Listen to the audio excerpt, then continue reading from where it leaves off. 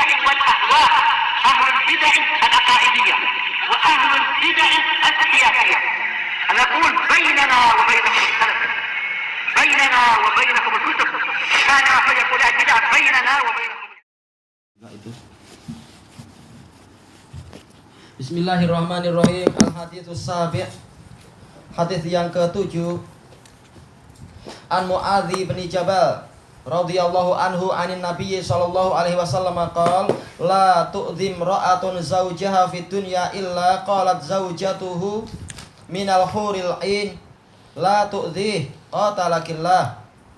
Tidaklah seorang wanita itu menyakiti suaminya di dunia kecuali istri dia yang berupa bidadari itu dia akan berkata, tapi dibalik apa itu, dibalik alam lain tentunya, jangan engkau sakiti dia, semoga Allah melaknatmu.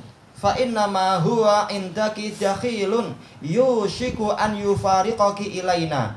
Karena laki-laki itu di sisimu hanyalah sekedar dakhil, orang yang masuk sebentar saja. Dan sebentar lagi, sekejap lagi, yushik, hampir-hampir dia itu akan berpisah denganmu dan menuju kepada kami, yaitu dalam kehidupan yang kekal. Rawahu Tirmidzi wa qala haditsun hasan.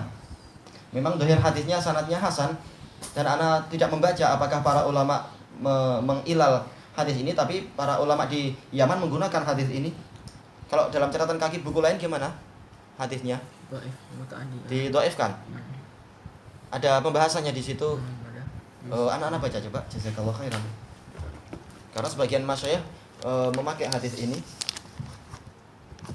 Jadi ternyata didhaifkan sama Syekh Albani. Beliau mengatakan walaupun disahihkan oleh Al-Hakim dan disetujui oleh Az-Zahabi, tetapi sebenarnya di dalam sanadnya ada dua rawi yang majhul. Jayyid. Bahkan Zahabi sendiri di dalam Talkhis Al-Ilalul Mutanahiyah punya Ibnul Jauzi juga menyebutkan bahwasanya ini ada dua rawi yang majhul, maka enggak layak untuk disahihkan. Baik. Kemudian beliau menukil ini diihalahkan kepada silsilah ad-dhaifah punya Syekh Albani. Berarti kesimpulannya adanya adalah dhaif. Secara umum kalau Syekh Albani mendhaifkan, maka hampir boleh dipastikan dia dhaif. Walaupun terkadang tidak seperti itu. Hadis Anas Imam Al-Albani mendhaifkan, yang betul adalah sahih hadisnya yang di Jami'us Shahih punya Syekh Mukhbil. Demikian pula hadis Maqil bin Yasar didhaifkan oleh Syekh Albani, tapi yang betul adalah hadisnya sahih sesuai dengan Sahih Bukhari, sesuai dengan syarat Bukhari. Cuma secara umum seringkali kalau Imam Al-Albani mendhaifkan, maka dia pasti dhaif hadisnya. Baik, manakala ini hadisnya adalah yang rajih adalah dhaif, maka kita lewati saja. Kita masuk kepada hadis yang ke-8. Wa an Usamah bin Zaid radhiyallahu anhuma, sanad kunyahnya adalah Abu Zaid. Anin Nabi sallallahu alaihi wasallam qala ma taraktu ba'di fitnatan hiya adharu 'ala rijali minan nisa, muttafaqun alaih. Tidaklah aku tinggalkan sepeninggalku nanti suatu fitnah yang dia itu lebih berbahaya bagi kaum lelaki daripada wanita. Dan dijelaskan oleh Ibnu Hajar, semua dalil yang berbicara tentang laki-laki maka yang dimaksudkan adalah wanita juga seperti itu. Kecuali dalil yang membahas masalah masalah imamun adil, maka ini khusus untuk laki-laki. Tapi secara yang lain-lain syariat itu berlaku untuk wanita. Seperti itu pula wanita yang akan terancam dengan ancaman fitnah yang paling besar adalah dari pihak tergoda dengan laki-laki. Taib. Dari sini Syekh Al-Imam An-Nawawi rahimahullahu ta'ala, beliau memasukkan hadis ini di akhir pembahasan hak suami terhadap istri. Berarti apa yang dimaksudkan di sini? Allah Ta'ala telah berfirman, innama amwalukum wa auladukum fitnatu wallahu indahu ajrun azim. Sesungguhnya anak-anak kalian, harta kalian dan anak kalian adalah ujian, dan Allah di sisinya itu ada pahala yang besar. Lafaz yang sebelumnya ya ayyuhalladzina amanu inna min azwajikum wa auladikum aduwwal lakum fahdharuhum. Wahai orang-orang yang beriman, sesungguhnya di antara istri-istri kalian dan anak-anak kalian itu ada yang menjadi musuh kalian, maka waspadalah terhadap mereka. Apa maksud ayat tadi dan apa maksud hadis ini? Ayat dan hadis ini saling menjelaskan. Maksudnya adalah boleh jadi seorang laki-laki itu kalau dia diuji dengan teman-teman di luar mengajak kepada maksiat, maka dia akan kokoh. Demikian pula kalau dia dipaksa oleh pemerintah, bahkan disiksa, dia akan kokoh. Tapi terkadang kalau yang mengajak istrinya, maka dia akan melunak hatinya. Kadang tidak tega, kadang karena memang wanita memang godaannya berat. Dengan suara yang halus, dengan kulit yang halus, dengan istilahnya, kenyik-kenyik mata yang halus. Wah, itu fitnah besar memang. Makanya di sini Allah Ta'ala menyebutkan sebagian dari mereka adalah musuh bagi kalian, bukan berarti mereka kafir. Tapi boleh jadi dengan sebab mereka, maka seorang laki-laki itu masuk kepada maksiat. Dan inilah yang dimaksudkan di dalam hadis ini sekarang oleh Imam Nawawi. Walaupun hadisnya ini umum, tetapi untuk Imam Nawawi, beliau memasukkan keumuman itu berarti masuk di dalamnya masalah seperti ini. Yaitu sang istri mengajak suaminya untuk durhaka pada Allah, kemudian akhirnya suaminya ikut. Seperti yang dialami oleh siapa? Oleh Nabi Adam, yang menyebabkan beliau akhirnya mau untuk menerima bujukan setan bukan semata-mata bimbingan setan itu, tapi disebutkan oleh para ulama dengan hadis Ibnu Abbas itu adalah wanitanya itu, si istrinya yang menghiasi dan mengajak sikit aja, sikit. Yang penting dapat kekuasaan kekal. Ternyata malah terjatuh dari surga. Taib. Dan inilah yang diinginkan oleh Imam Nawawi. Adapun kebanyakan ulama yang lain, kebanyakan dalam artian yang kita lihat dalam syarah-syarahnya, ini maksudnya adalah yaitu godaan seorang wanita terhadap laki-laki yang bukan mahramnya dan bukan ada ikatan suami istri di situ. Yaitu sang laki-laki tergoda dengan wanita di jalan, atau tergoda di pejabat-pejabat, atau tergoda di kedai-kedai, di pasar-pasar dan lain-lain.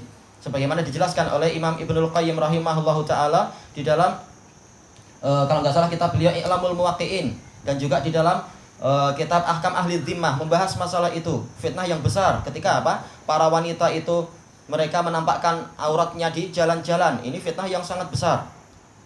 Taib. Kemudian dan juga ini dibahas oleh siapa? Imam Ibnu Abdul Bar rahimahullahu taala di dalam At-Tamhid, dan beliau mendatangkan syair-syair. Kalau seseorang mengatakan saya ini terpercaya, saya tidak akan tergoda dengan wanita, maka beliau mengatakan jangan kalian percaya kalau ada orang bilang seperti itu. Selama dia masih laki-laki, maka paling tidak maka mata dia akan melirik-lirik. Nah, setelah itu selanjutnya akan semakin besar fitnahnya dan seterusnya. Tapi memang ini adalah fitnah besar satu sama lain. Makanya betul kata Syekhul Islam Ibnu Taimiyah, itu al-ikhtilat bainar rijali wan nisa, itu ani asra'u ihtiraqan minal al-jama' baina al-hatab wan nar. Yaitu bahwasanya percampuran antara laki-laki dan perempuan itu lebih cepat pembakarannya daripada percampuran antara api dan kayu bakar. Di dalam kitab beliau Al-Istiqamah.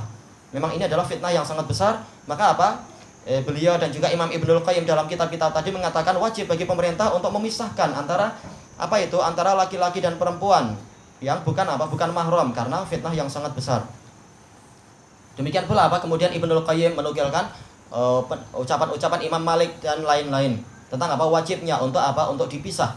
Demikian pula beliau menyebutkan kalau ada wanita muda datang ke sebagian tukang besi atau minta dibuatkan ini dibuatkan itu, maka ini harus dilarang kecuali dengan hijab.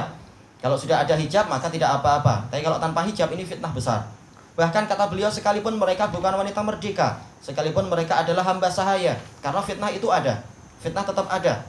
Bukan masalah hamba atau bukan hambanya, tapi karena wanita memang aurat. Akan membuat orang itu terfitnah.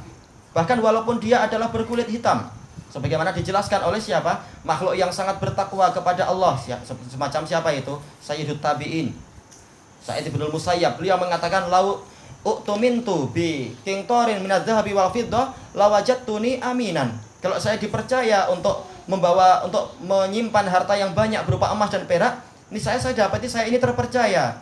Walakin lau u'tumintu bi imra'atin sauda. Kemudian menyebutkan seandainya saya dipercaya untuk menjaga seorang wanita yang berkulit hitam, lama wajadtuni aminan. Ini saya tidak akan dapati diri saya ini terpercaya. Kenapa? Masih laki-laki. Nanti akan mulai muncul tasonuk, mulai bergaya ini, bergaya itu dan seterusnya. Sebagaimana disebutkan dalam kisah nyata itu, ada seorang wanita dia menulis surat, dia cerita kepada seorang syekh.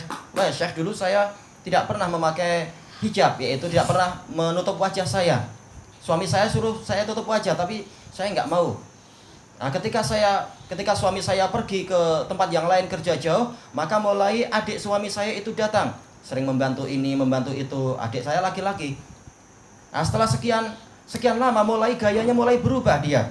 Mulai tampak apa istilahnya itu, overacting, mulai tampak mencari perhatian begini, memberikan kasih sayang yang lebih dan sebagainya. Saya nasihati bahwasanya saya sudah punya suami, nggak boleh kamu seperti ini, itu abangmu. Tetap dia tidak mau juga, bahkan dia lama-lama semakin mencari alasan untuk datang ke rumah. Kemudian dia, wanita ini cerita, dia baca buku-buku tentang bagaimana seharusnya menghadapi seperti ini. Ternyata di sebagian buku disebutkan untuk menutup fitnah seperti itu, tutup wajahmu itu, seperti yang disyariatkan. Nah, pada pagi harinya ketika kembali adiknya datang, tahu-tahu dia lihat istri dari abangnya sudah pakai tutup wajah. Laki-lakinya heran, apa yang terjadi? Nah, wanita ini mengatakan Allah memerintahkan demikian, Rasul memerintahkan demikian. Akhirnya apa sih? Si laki-lakinya tadi merasa malu sendiri, tahu ini bukan makin dekat, bahkan dia semakin apa? Bahkan wajah pun nggak boleh lihat saya. Setelah itu betul-betul tidak ada lagi fitnah di antara mereka. Malu sendiri. Iya. Itu menunjukkan apa? Memang fitnah itu datang perlahan, sikit demi sikit. Lama-lama memang apa? Menjadi semakin membakar. Maka harus ditutup. Memang dengan apa? Dengan fitnah itu harus ditutup. Kecantikan harus apa? Ditutupi, kecuali bagi orang yang berhak mendapatkannya. Tayyib ilahuna wallahu a'lam.